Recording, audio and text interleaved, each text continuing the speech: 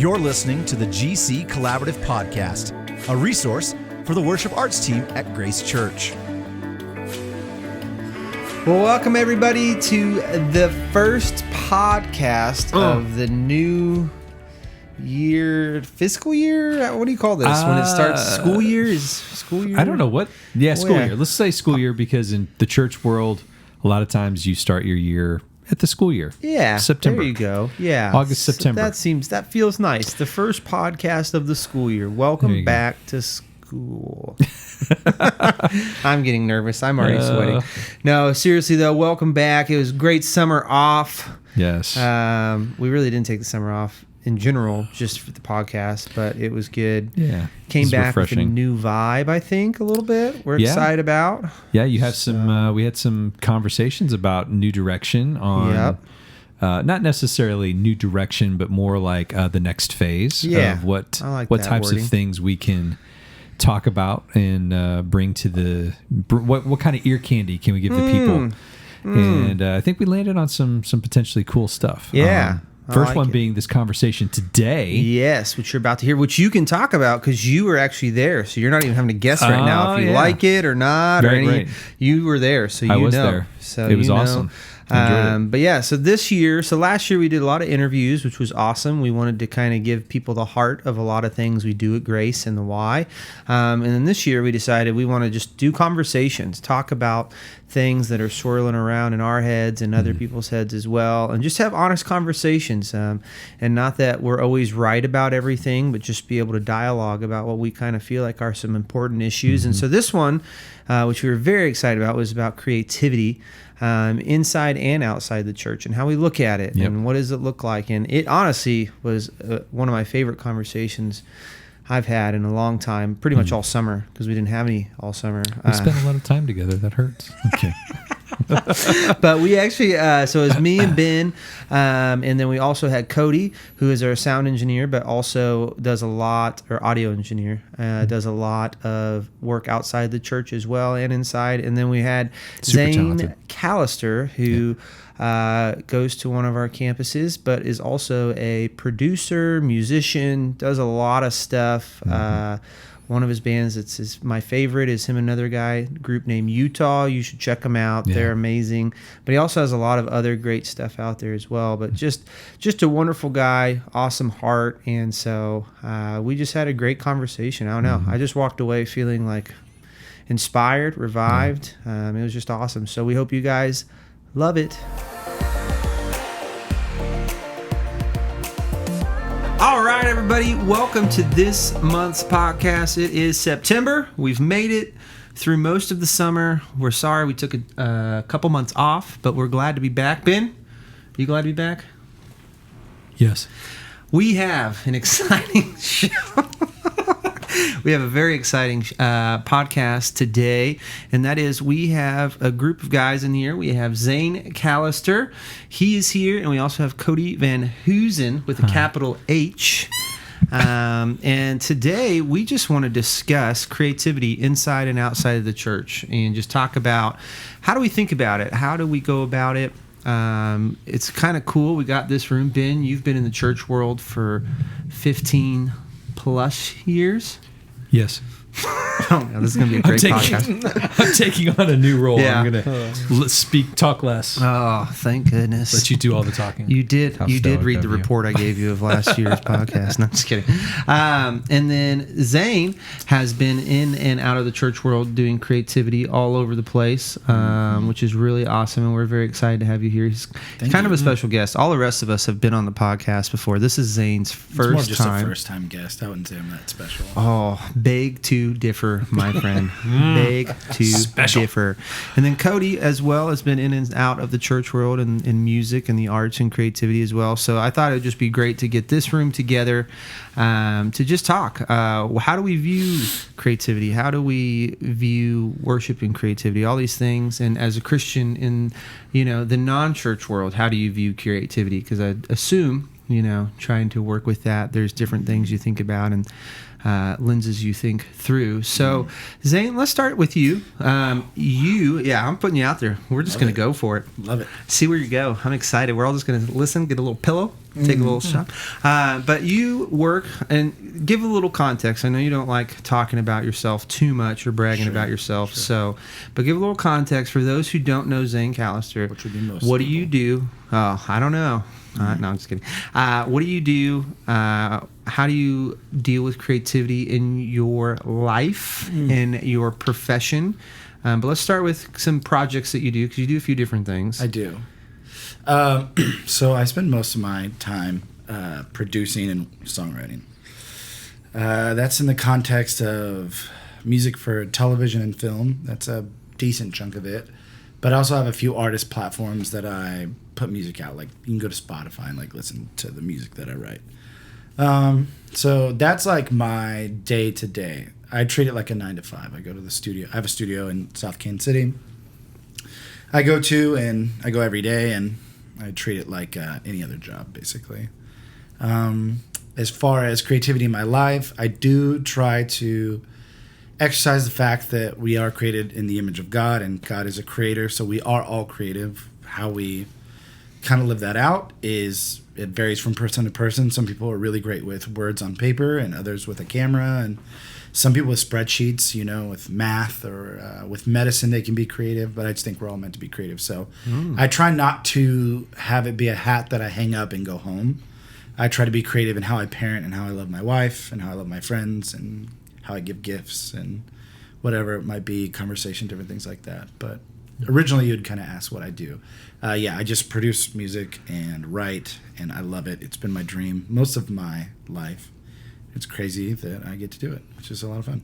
Can I tell them a story about you and your music? And oh my gosh, I told you this already. Oh, okay, sweet. Then yes, go for it. Well, I didn't tell you I was going to say this on the podcast. It will be a surprise for him to hear. But yes, so you are in a group called Utah. Yes, which Utah is one of my amazing. favorite projects. I love it. Yes, it's amazing. And I actually proposed to my wife with Utah underscoring the moment because it's such great music. And Thank you. It is my good. buddy was like, what song or what music do you want to play? Because he was setting up the apartment and everything for me. And I just was like, just put some Utah on. Whatever Bless it you. is, it will be amazing. And I'm pretty sure it's why she said yes. It's because It's up there in my. Yeah. I was gonna lead with that, but I wanted you to be. Yes. Well, you're Nice. humble. Yes. You're humble. Oh my god. I love it. I man. love that story. It's great. Yes. No, I was like so stoked. So Those are the but, best. yeah. So it's a great group, along with all the other projects that I have heard of you. Yeah, there's a bunch of them. So, but I it's don't want to take awesome. up the whole podcast listening to that. Oh, so. hey.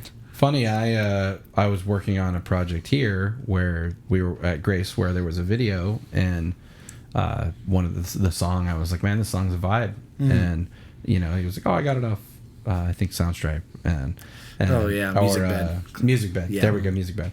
And I was like, oh, that's cool. And then I just took note of it because I love that genre, so I listen to that all the time, that style. And so then I tucked it away, and then a couple days later it was someone mentioned oh, have you heard of this group? That's awesome. Oh, the guy, he goes to NOP. And I was like, what? Yeah. No way, I just found out about this group. Yeah. And then I noticed that we had used one of your songs in an intro video that had been played forever, and then I was like, imagine showing up to North to attend for the first time, and you walk in and it's your track. That's I so have a trippy. funny story about that. Did that surprise you? I have a funny story about that. Well, It's let me not. hear it. It's not uncommon that churches use it, and what's even more interesting about that is, and we can maybe this will be a talking point later down the podcast, is most of our catalog is instrumental. Mm-hmm. So fascinatingly enough, people can hear that we love God in it, and it's just funny to me, how that resonates through just sound waves and stuff, and For sure. tones and choices, because we didn't set out to sound like anybody, we just did our thing. Jared, Logan, and I. There's two of us in the group, but it's funny that churches have taken a liking to it because we're both Christians, so it's. But we don't promote ourselves like that or whatever. So anyway, But that's a good point though, because I think that's an interesting thing, because it is just mostly music, no words, no vocals. Yeah, up until recently, that's pretty much it. Yeah, and I think that's an interesting thing with the idea of creativity is because even in music, I think the Lord, the Holy Spirit can move through that, and just you guys creating Yeah. Which is kind of an interesting thought. Yeah. Like, you're not saying anything, but people can just feel there's something there. Well, if God can use nature to speak to like a tribes person that may never see Western anything, right? Then if that's how he can speak directly to that person, because that's their environment and how they need to be spoken to.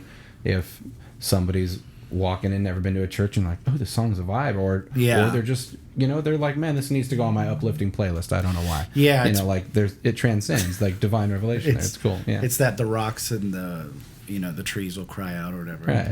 Yeah. So I walk into Grace for the first time. We had attended a few churches. We're like, I hate the term church shopping. I think it's a terrible term. Oh yeah.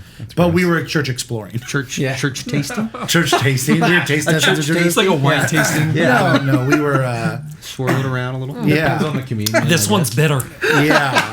This one tastes. You gotta let it swirl around in your mouth a little. This one's a little too got sweet. notes, too different sweet. Notes. Yeah. Oh my god. No, we sat down and it was going to be video. The campuses, they do different video schedules. But they said that they had some update for maybe the kids service or something, and they were going to show this video. And I turned to my wife, Brooke, and I said, if they use Utah, we'll come back at least once. And sure enough, it was. Sure was. No way. And man, I told that story to Chris Fetters, and he would not stop texting me that I had to come back. Yes. That's priceless. I mean, however we get you in the door, I guess. Oh my gosh. He of course couldn't let that down. Yeah, right.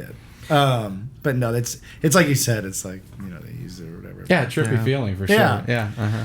Now, Cody, you have done a lot in and out of the church world, and still to this day kind of do both. Little both, yeah. So tell me, do you think differently about either, or do you think about the same, or is it kind of all coming from the same place? I approach them the same. I don't feel like there is a hard line in how Christians produce music or create, express creatively. I think we use those gifts, with something else in mind, right? So a higher purpose, I suppose. So I feel like that might be the thing that transcends, Yeah. But because I produced a lot, and a lot of my success came from the metalcore scene growing up, and so I've produced a lot of metal bands, and ironically, in the metalcore, the melodic metal scene, there was for 10 years where all the good bands were all Christian metal bands. Mm-hmm. So you Hoobastank was Christian? Yeah, they're super metal, man. Nickelback and Hoobastank. These bands like August Burns Red and stuff like that, older metal bands that were, the average listener would, it would make your mom mad, right? As a young kid, you're listening to this crazy, but you're it's worship music. Yeah. And so I don't know if it was because growing up, when I was becoming a producer and working with artists, a lot of the metal bands I was producing happened to be Christians, right? When I did work with plenty that weren't, and an odd portion of my success was in Hollywood. I started producing underground hip hop for people, and it was a weird few years, but none of them were Christian artists. Mm-hmm. I produced maybe one or two, but they were they were the rarity in that circle, and I still approached it the same. A lot of that I was writing the instrumentals for and helping them craft hooks and that thing. And, the way that I express, I'm still putting in the same energy. And, there were times, many years of my life, where I was producing and I wasn't saved. I was an atheist. And the way that I produced then, I feel like I tapped into the same stuff, in the mode of doing it. But now there's that higher calling to, what I mean? That is the silver lining to producing, I guess, sometimes, Yeah, absolutely.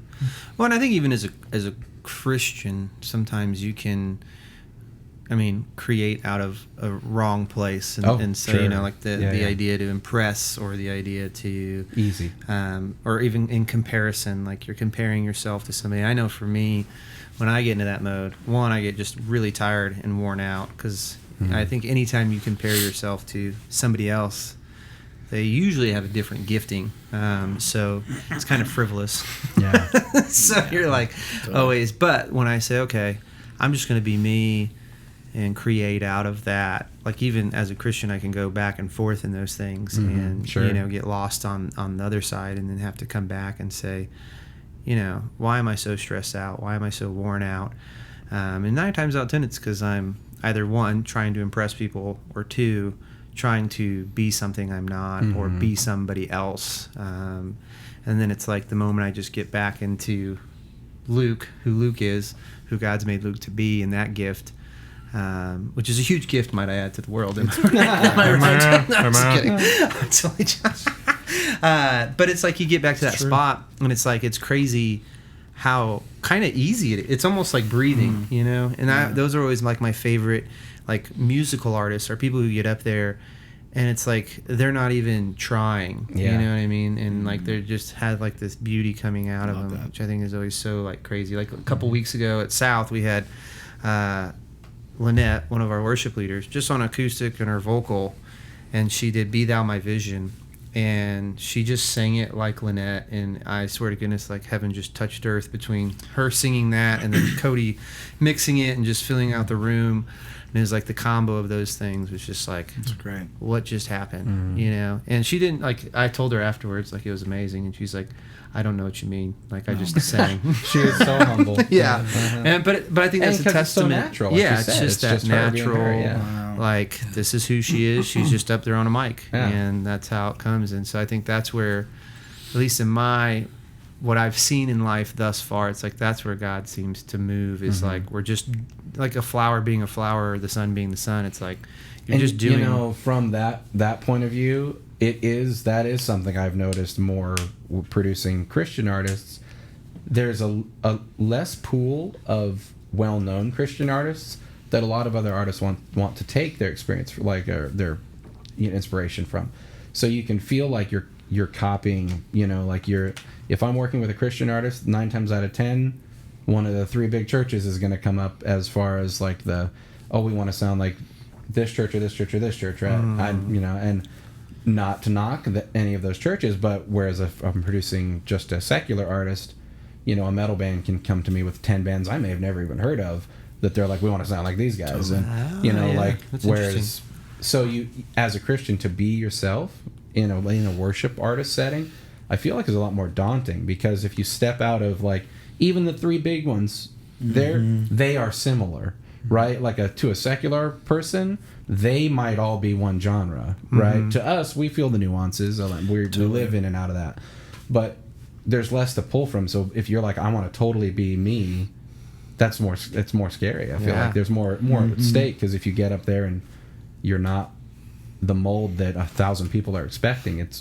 you can feel like it's more of a rejection, right? But like, God's just calling you to be you. You're like, even us as an entity, like don't replicate another entity, just be you. So that's great. He's right. There's so much to unpack in all of right. that. I told you. I don't even know. Zane? 4 parts. You got anything, Zane? I mean, he's not wrong. Ben? Yeah.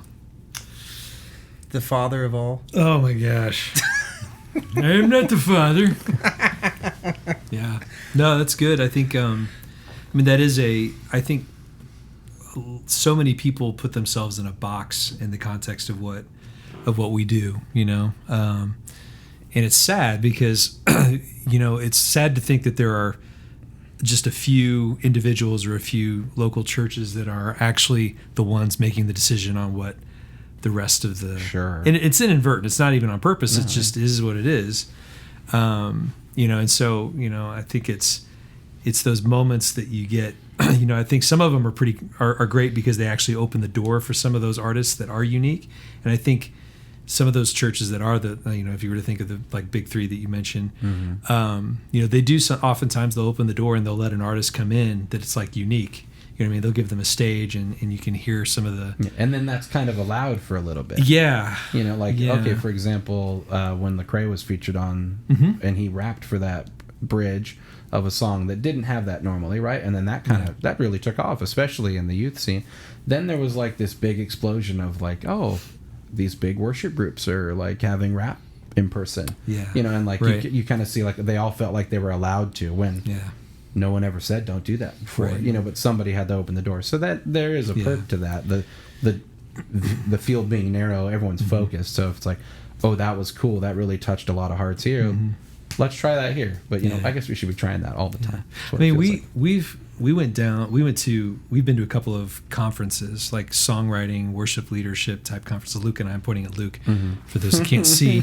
No, the cameras are picking them up. Yeah. So we went to a couple of songwriting type things, and it in Nashville, and it was for Christian music, and it was very like, here's the box, like you can't step outside this box. So if you were to bring something to the table that didn't fit, a certain structure, it was not even, they wouldn't even consider or listen to it, right?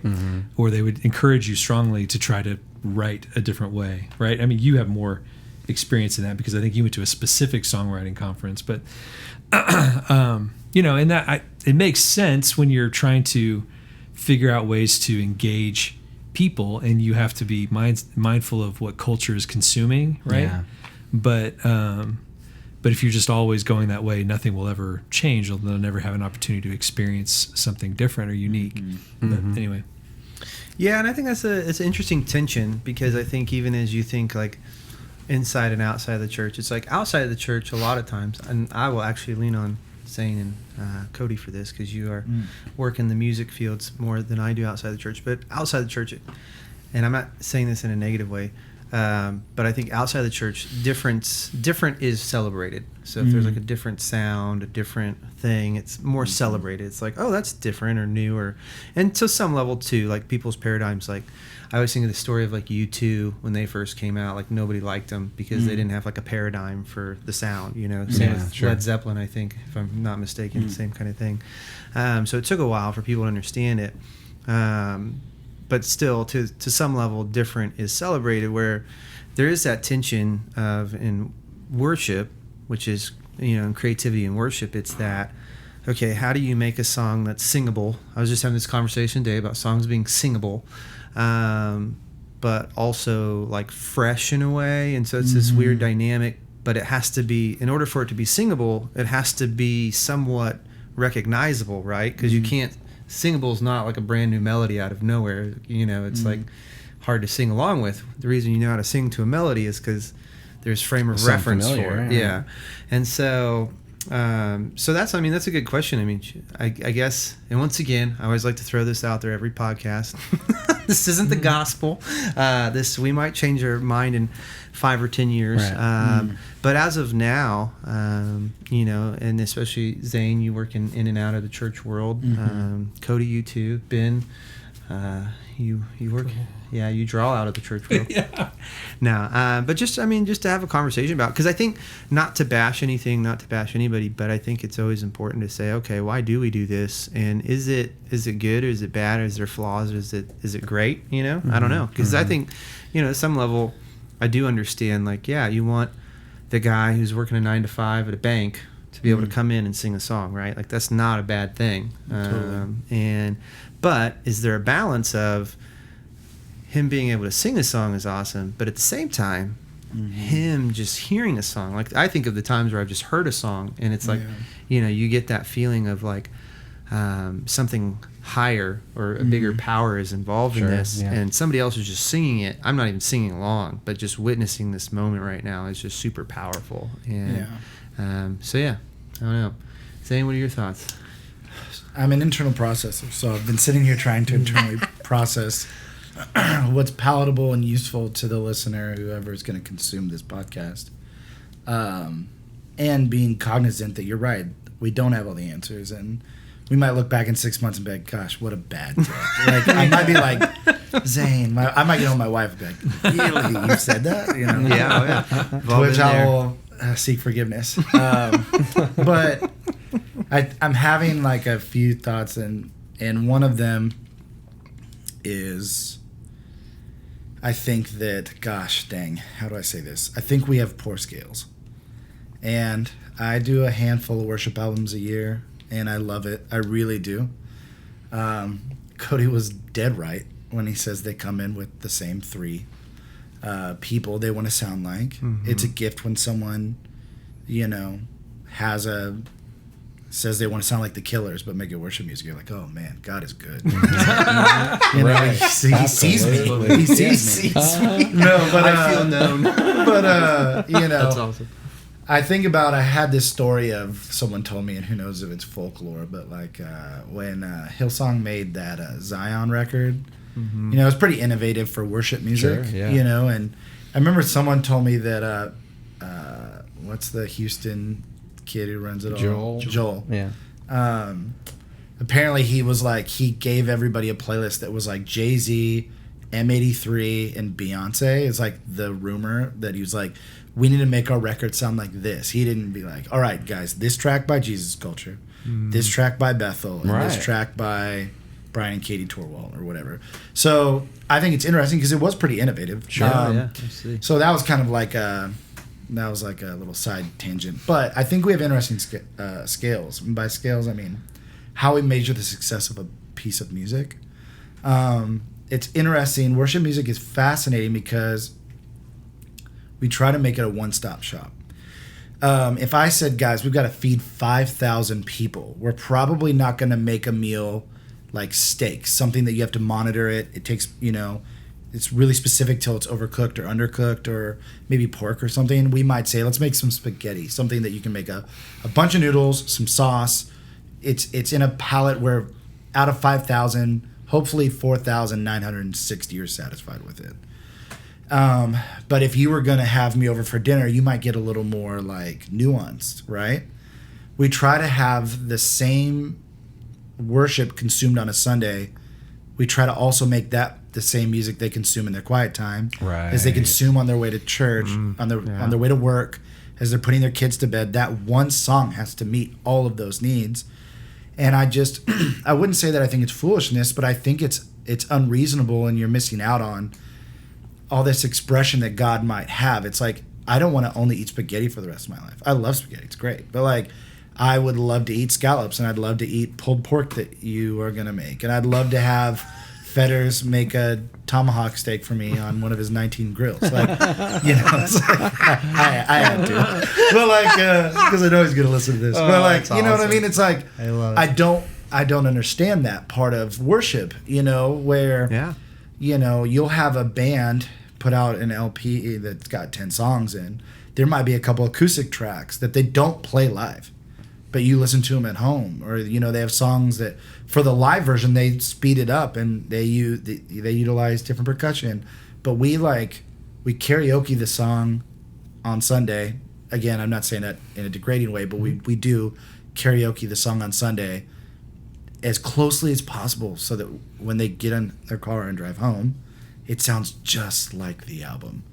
It's like, but I don't know. That's it. Like I said, an internal processor. That's what I was kind of processing as Cody and you guys were discussing it. So I don't know. Do you guys have any thoughts? I like the idea of, because the way the example is perfect. Like, if you're trying to feed 5,000 people versus one person, right? That's such a great analogy, because it should, with that context in mind, you write some songs totally different.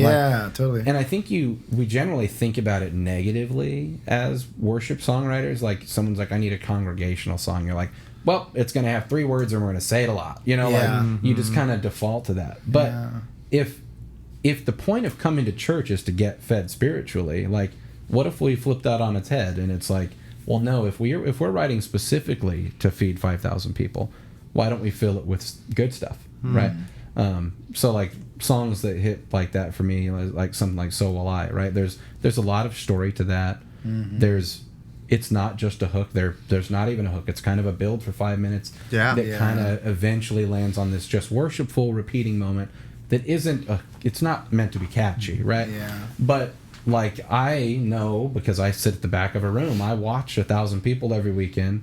And when we play that song, something about the room hits different, right? It's powerful. And it hits me, right? Just thinking about it, it's emotional, and like, so then I mix it differently, right? I'm very locked in. But I think thinking about it in that way, that it's like, well, this is spiritually edifying to every person in here if they're reading the words and the words are hitting home. Versus something that was just written to be a good, catchy, synthy hook, right? Whereas then that feels more like lip service. Then that feels like then we're forcing the wrong food to the wrong group. Yeah. Right. Like in that regard, because it's not a good pop song. Yeah. On the flip side, like you're trying to write this super catchy pop tune, but like what makes that pop tune good is not what you're putting into it. Right. Like you're just taking the X, Y, and Z, and then you're, South Park did an episode a million years ago where they just flipped Jesus to baby, right? Like they took like famous songs and then they made this like worship songs out of R&B tracks, and it's like, yeah, that's funny because it's true. Like sometimes we're really cheesy with what we write, but then you flip it on your head, and that song could speak to people more than a verse, right? If you don't know the gospel, if you're not open to reading a 2,000-year-old book and having it mean something to you, but if I show up to church and I can sit there and I'm like, well, this song sounds cool. It doesn't sound cookie cutter. It's setting a cool vibe, and then there's words that you need to pay attention to, right? Like, it's, I don't know. It's just something to think about. Because then, some people that's too much, right? Yeah. Like, and again, how do you feed everybody in the room? So you're hoping that the majority want that, right? Want that food. So it's just an interesting thought, man. It'd be interesting to see if, like, tomorrow, they made it illegal to make money on worship music, how different it would sound. Right. And so, sorry about that. You guys are getting deep on this, man. But I sort of a Christian music Sharia law going on here. That's what's happening. But it's like, Luke was kind of saying before, like, the hope to inspire somebody. And I think of, like, let's say the main listening base of this is volunteer culture within the Grace community. Mm-hmm. I will not get the chance. You said it really well. Like, I'm not going to get the chance to sit down with every guy or girl that volunteers on guitar or vocals or video or whatever in the sphere of serving around this church and its campuses. I would want them to hear from me that have correct scales, i.e., it is worth writing, it is worth creating, even if it doesn't go platinum. Oh, yeah. Even if it doesn't make it on radio. Even if it doesn't garner 60,000 Spotify users, saying, hey, good job. Like, someone could write a piece of music and be practicing it in the lobby and then have a bass player that day walk out and hear you singing it and be inspired by it. That being said, I get that if you are passionate about something, you want to do it every day, which means you have to make money doing it.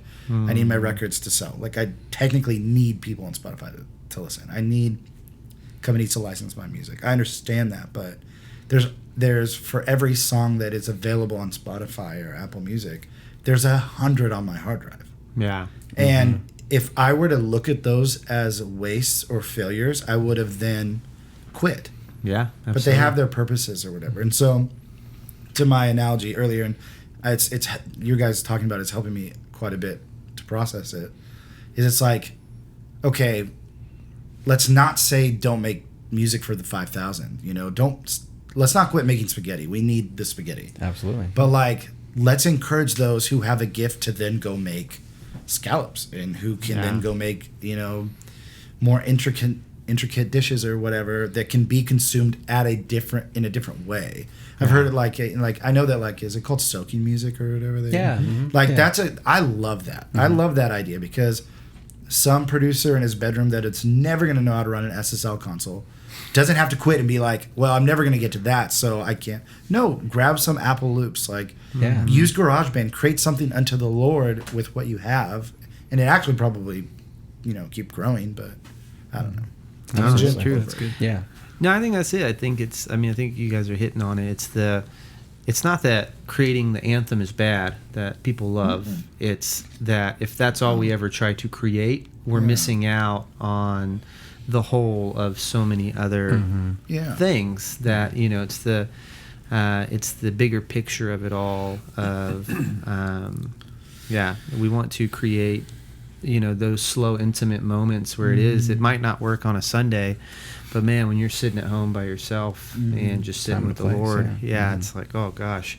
And I think that's a lot of it too, as musicians, as creatives, in and out of the church world, is I do think a lot of it does say we have to think of those moments and, what do we feel like God's calling us to make in those moments? Because sometimes it is taking, a huge anthemaic song on a recording and saying, you know what, we can make a really beautiful acoustic piano version of this for this weekend, you know, and Absolutely. and it can hit in a totally different way. And I think it's those who can, and with those gifts, being able to say, okay, what's God trying to do in this moment, and let's do that, not just what was done on the recording all the time. Sometimes that's great, sometimes that's what's called for, but it's also saying, hey, this weekend, like, I think we could do this, and this would hit, like, and with the gifts that we have on the team, whatever it might be, in whatever moment that's trying to hit, this could actually be a lot more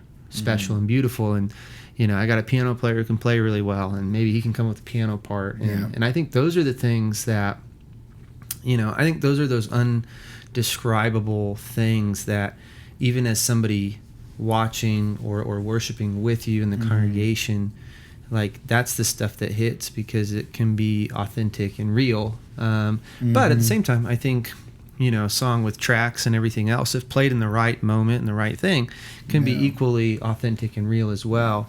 And so I think, to me, it's always like, I think sometimes, myself included, we can get one's bad and one's good.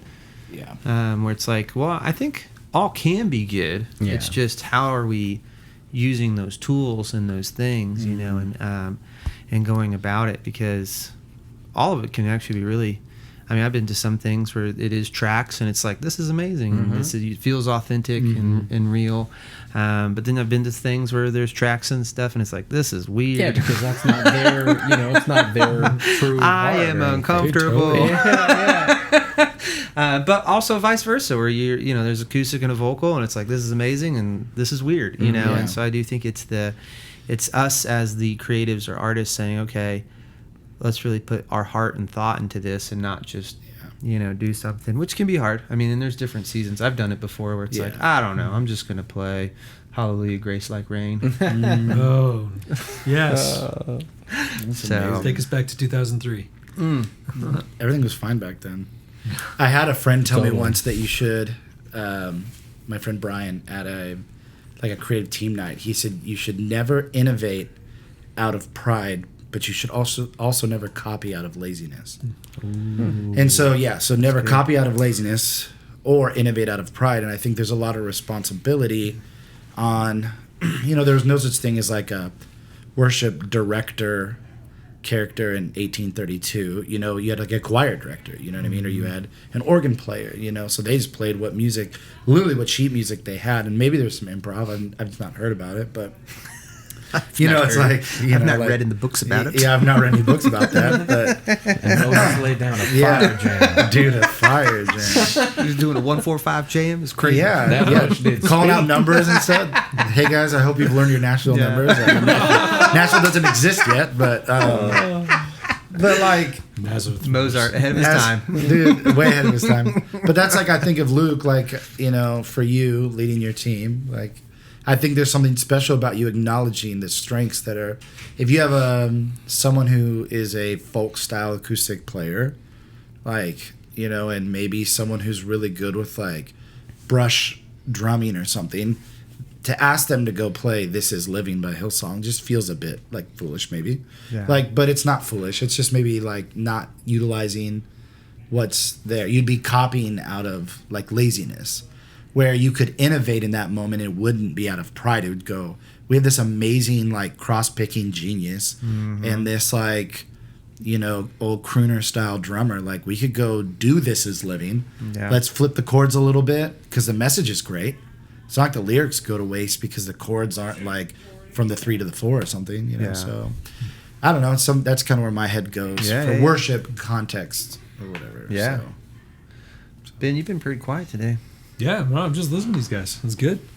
It's good stuff. I think from my side, not being, you know, not writing a lot like these guys do or have, I'm the end user of of a lot of the music. And I think one of the things that we sometimes can get in the mode of is, you know, as artists, we can, and musicians, we can get in this mode of like, well, it's not creative enough. I'm not going to do it, or I don't want to do it. Right. Yeah. So then you inadvertently become a pretentious worship leader, know, and you're not taking into care, of serving the people of the church. Right. That's kind of that innovating out of pride. Yeah, right? exactly. Yes. Yeah, Like, exactly. I love that. This. Yeah. So I think there's balancing that. And I think one of the things that, we strive to do at Grace, our hope is within what we're trying to do is be cognizant of making sure that we're leading our people in a way that they're actually following. They can engage and worship, but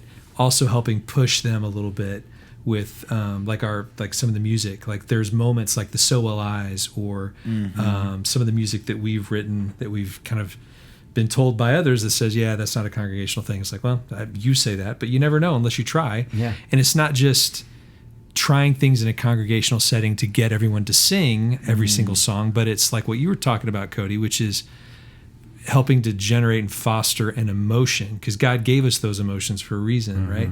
So not every song has to be an anthemic, how great is our God type song. It could be a So Will I, which is more, wow, it's a little harder for, a normie, you might say, a person just going to church to grasp onto a melody. Normie. Right? But they're like... But then it kind of makes you pay attention. Yeah, but you're like, wow, this is, holy cow, what they're singing, and there's an emotion there, right? So I think those are the things that I look for in our ministry. Is what we're trying to do is not just sing the anthemic stuff, or the things that are easy to grasp, but finding those moments that we can push our church body to not just be robotic in I heard this in the van on the way to taking my kids to soccer, so now I'm hearing it at church and it's in the top 40 or top 10. But we need those, right? Because you want people to engage and you want people to you want to connect with them, but then it's try this, it's those parts of those intentional moments. The scallops. Exactly. Yeah, right. It's those scallops. Love me that some Zane was scallops. talking about, right? Now I'm Or- hungry for scallops. Yeah. Gonna fly out to the coast right now and eat some. But there's danger Lovely for us as musicians, because I've had those conversations with musicians. We're like, oh, we got to play this song again. It's Chris Tomlin, right? It's like, listen, I get it. It's not challenging for us as musicians, but as worship leaders, every person on that stage is a worship leader. And it's important for us to serve the church body, not just serve ourselves. So it's trying to find that balance. And I think, as a consumer and user of what people are writing, I think it's important for us to both push and challenge the church and do things that are unique that can foster an emotional response. Sure. Not necessarily grasping melodies that are easy to understand. And then it's important to look at the service and go, okay, if they just stood there and listened to us, that wasn't what we wanted either, right? Yeah. So, and like part of that goes all the way down the line from the songs themselves to the tech people doing it. If I was mixing and you guys had a folk band, but I'm back there and I'm like, no, worship music sounds like big snares and fat kicks. And I have this like pumping rock mix for like someone up there who's just keeping floor on the floor with a little dumpy kick drum.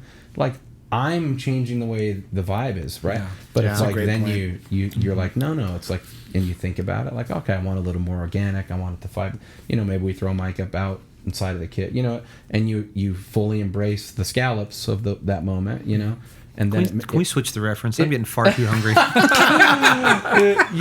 it makes it Find bone marrow. Yeah, thank you. Gosh, I'm starving. it lets those moments feed those people a little more. That's a great specifically, point. right? Yeah. And then when the big anthem hits, like the whole thing has to change, right? Yeah. But that's the body theory. It's like one person's a hand or a foot or whatever. Like, I love that thought that you're saying my portion matters so much in the way that these people are presented the gospel. Yeah. Right. That's a big deal. Yeah. Down to like the sign language person correctly signing even their facial expressions as they sign, like 100 billion. That's no small number. Thinking of So Alive. Sure. Reference that song. It's like that's a big deal. Right. So I just want to. That's great. No, that's awesome. Yeah, and I think that's it. I think it's I think to me it's not that one is better or worse. It's the how do we just bring the best of those moments out and the best of the people in the body out, and saying, okay, I was even having this conversation today. Some of our, like even vocally, we have just very different vocalists.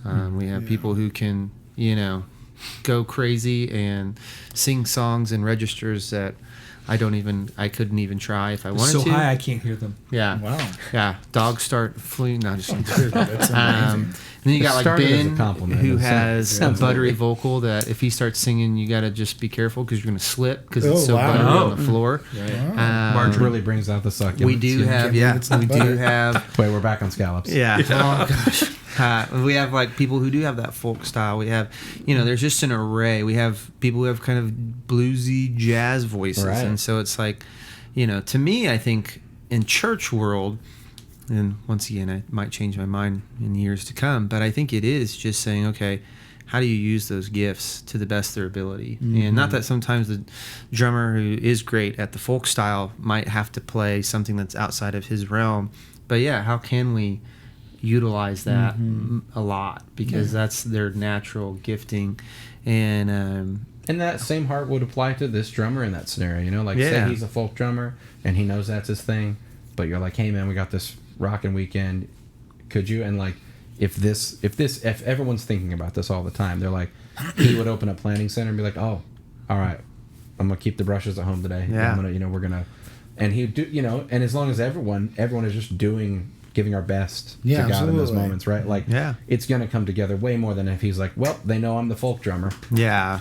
It's trusting your leadership, though, right? to make those calls and the mutual ahead of trust time. there. Say, the guy or girl with the brushes doesn't show up on Sunday, and they're like, actually, it's like a big rockin' Sunday, and they're like, oh dang, I would have practiced all week had I known that. Yeah, you feel unprepared then as that musician. That's a right? cultural responsibility of leadership, though. Maybe. Tell me if this thought sounds right. We're just talking here. Yeah, I love it. Maybe it's not about the food, but when and how we prepare it. It's how the food's prepared. Yeah. Maybe it's. I told you this could be I'm 4 thinking way parts. too hard about Yeah, food. that's true. I know.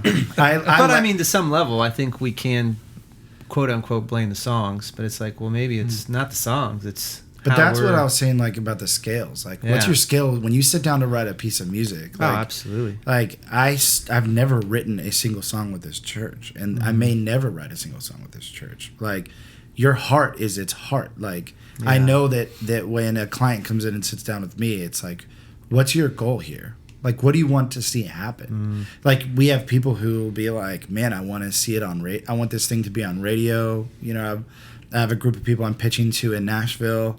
And then they come out and they're like, man, my favorite music is Tomlin from 2002. And it's like, this will never happen. Yeah. Like, just being dead honest. It's like, unfortunately, there's systems that are in place that are beyond our control, and I think, like, we could be like, yeah, but God's in it. It's like, yeah, but there's a lot of selfish people that aren't listening to God. So it's like, But if he just changed his scale and realized maybe 20 other people will love this. Or success. just be realistic about what you want. And so it's like you said, don't blame the song. I mean, the person wrote a song, and it doesn't matter if it's for to win a Grammy or if it's to bring healing to someone who's going through something. Like, God's gonna use it. Like, where the gospel's preached, God goes to work. Like, you can't take back anything on the gospel, even if the motivation is bad. We've all been around. Oh yeah, absolutely. Churches have gotten themselves in a lot of trouble. People got saved there. Yeah. Paul writes about that. I know it's a big joke, but if the Hillsong can survive after Healer, like there's kind of not that, but like, because like they say, the song is still good. Oh, I literally have a friend who attends like, here who was at the recording for that Oh, in really? Australia. Wow, I man. won't say No his way. name, Yeah. but he'll know as I'm speaking. Right, sure. But You know who you I are. will share this. I think he'd give me permission. His dad had just passed away from cancer. The thing the guy's literally lying about having. And said he felt God move so clearly. And it brought so much peace to him. And it's like, you hear him tell the story in his rich Australian accent. And you're like, dude, it's like I'm there. Right. You know? Yeah.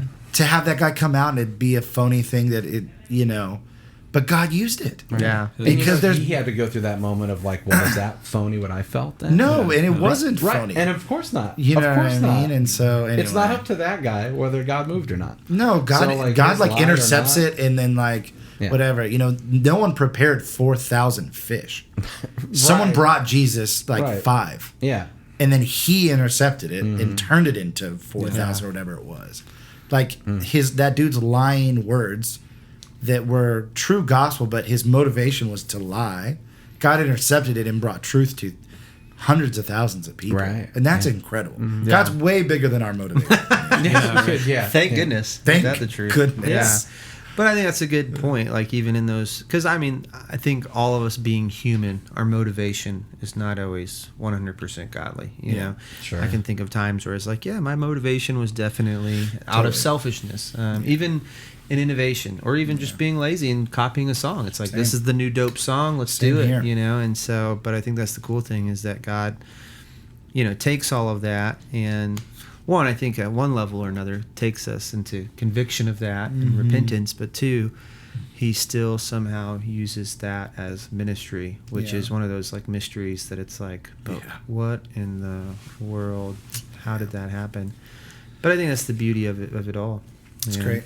Creativity. And I think, but what you guys said, I think it does out of every level of it, whether it's the writing, whether it's the, you know, you taking a song that's been written and playing it for your congregation, it's what is the motivation of this? What's the heart of it? And not that we will always hit that line perfectly and always have the perfect motivation, but to kind of have that as a, hey, as a checker, as a balance, you know, as a scale to say, okay, are we going off on this road that we really don't want to long term? And if so, it's okay. Let's just repent. You know, bring our hearts back to the Lord and get back to you know, Him in that. And I think in anything that you create, whether it be in the secular world, Christian, both of those combined, you know, that's where I think God can use anything. But I think that's where I find the most peace and like fullness, if you will, is okay. I'm not trying to create or play this guitar part or this piano part or sing this song out of, you know, me trying to prove that I'm cool or awesome or to impress people, but I'm just seeing it from the pure fact of, you know, God has saved me, redeemed me. What's the C.S. Lewis quote? I'm horrible at quotes. I'm an ideas guy, but where he says, you know, oh, it's about like how you see the world. It's not that you, oh man, I shouldn't have started this line. Now I'm going to seem like a dum-dum. That's what Pro Tools editing is for. Oh, right. I just got to edit this part out. But it's something about the line of like it changes the way you see everything. And it's like when you're a Christian, it changes your vision of the world. It changes your view of the world. And I think as a creative, it changes, you know, the place of, there we go. Ben's awesome. Hey, there you go. Come on. He said, this is from C.S. Lewis, not Luke. I believe in Christ like I believe in the sun, not because I can see it, but by it, I can see everything else. That's great. Yeah. That's And then, really gosh, anytime you quote C.S. Lewis, it just elevates the conversation. But now it's a podcast. Yeah, right. Now we've said something that's worthwhile. There you go. But I think that's it. I think with creation and creativity, it only took us 49 minutes to get there. You know, it takes us to a place of it just changes. It changes how you create. And I think with everything. back to the point of just playing music. It's like I think you can feel that. Like people can feel that, even if there's no words spoken. Yeah. It's just like you can sense that. Yeah, which is amazing. Which is another awesome. mystery. Yeah, and it's funny how we were talking about how like, oh well, this is church music and this isn't church music, right? Yeah. But like you said, Utah did not set out to write church music. No. It's not. It's just instrumental, vibey music, from what I've heard, right? So like, but as much as worship music has a place in church, like we use your music all the time. It's great for lots of other stuff at church. You know what I mean? It's amazing. And where the like we said, like the scallops, right? Like that's happening. We got to end this that's podcast. happening at the top. But then there's worship, and then there's I know like Tim, our lead pastor, like he likes to talk, and to him the speaking is also worship, right? He doesn't like when we make the distinction, like here's worship and here's the message. Yeah, nothing's secular. because it's not Everything's right. Like It's worship. Yeah. right, Jesus and it never had a never secular ends. We life. leave. Yeah. You know, like it's happening. everything. We're gonna Right? worship So a it's little like, later while I eat some scallops. scallops and butter. Let's go to Red Lobster. Yeah. Give me some of them rolls. Hey, you guys got some rolls here? Cheese biscuits. Oh my gosh! Hey, seriously, thank you guys so much Thank for you. being It was on. awesome. This was awesome. I Love I this hope other conversation. people are inspired, but I'll tell you what, I've been. Same here. So man. thank you guys for being here. Zane, thanks for You're the coming best. Yeah, man. across the border to hang out with It us. wasn't too far. It was a couple. He hours. said he It's had to fine. drive to Oklahoma today. It's what nice he being said. down here. What? Yeah, Are you it's great. serious? It's nice down here. The weather's different. It's a little muggy, but I like it. It's not bad. But seriously, guys. GC okay? Oh my gosh, Cody, thanks for being here. Ben, thanks Yo. for being here. You guys are great. It was awesome. Thanks, Luke, for No, guys, stop. Thanks, no, Luke, no, for no, being- no, getting all no, here. don't Best stop it. host. Stop it, guys. No. But seriously, thanks everybody for listening, and we can't wait to be back next month, October. We're going to have another roundtable discussion like this, and yeah, we hope you like this new format. It's going to be fun. So, yeah. see you guys soon. Well, I hope you guys enjoyed that.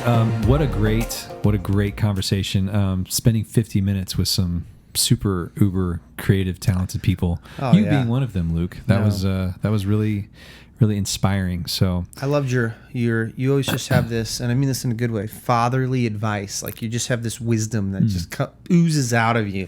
That sitting next to you, I was like, can't even walk. There's so much ooze on the ground. I can't walk. Right, There's so much right, wisdom right. coming out. But no, Yes. it was awesome. So thank you, Zane, for coming, Yeah, appreciate joining it very us. much. Thank you, Cody, for taking time out of your day to come and join us and just have hopefully a great conversation that hopefully even sparks some thoughts or things that you guys listening can dig into yourselves as well and think about things. So that's always the hope of these conversations, is that it would get us all thinking, why do we do this? Why do I think this way or stuff like that? So why am I weird? yeah. Everything. Why do I cry every time the sun sets? I don't know. So I would say this, as we talked about, going kind of trying something different or taking it to the next phase, this whole podcast, if you as listeners are part of this, we consider you part of this podcast by listening. And we've talked to a few people who have been listening, and they gave us very positive feedback. Yeah. So first of all, if you do have really positive feedback and you're genuine, go hit that on the iTunes. Let us know on iTunes. That helps with ratings and those kinds of things.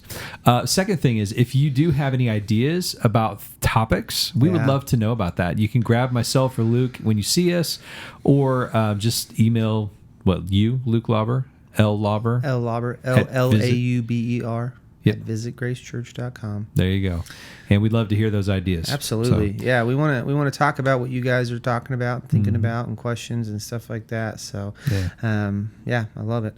So, yeah, that'll be kind of what this year is like, is just kind of a roundtable discussion where we will discuss things. We'll bring in different people and people who just have great minds. And so, like I said, we're grateful to have Zane and Cody show up, which was awesome.